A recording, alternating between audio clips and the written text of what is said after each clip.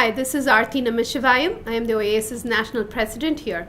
I have a guest in front of me, Ridwan Kabir. Ridwan, can you introduce yourself and tell us about yourself?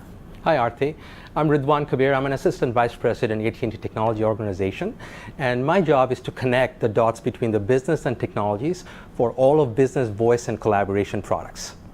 Ridwan, can you tell us about your passion? So I have two passions. One is I love to cook and I love to travel.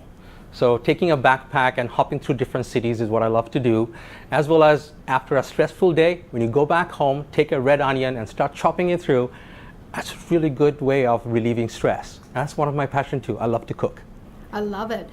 Can you also talk us about how do you contribute, how do you give time for the community?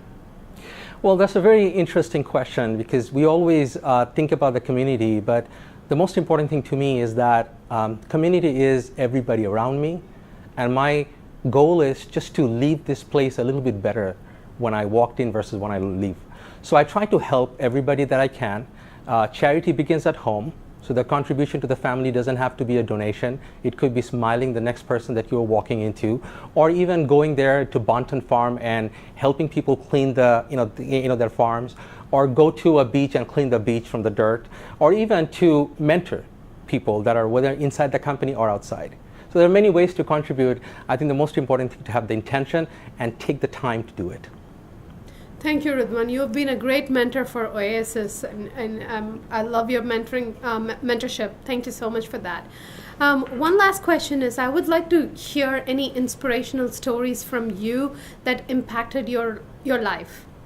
Wow, that's, I would go back years. When I was a kid, I was to go to school that's about an hour away with my mom, and we used to talk everything that happened. I was probably 10 years old.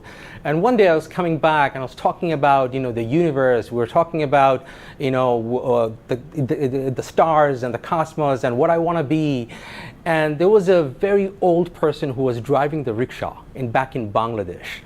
And after an hour drive in the scorching sun, when we landed at home, came back home, and I was asking, what is the center of the universe? And that old guy turned around and said, son, the center of the universe is here, is where you are standing.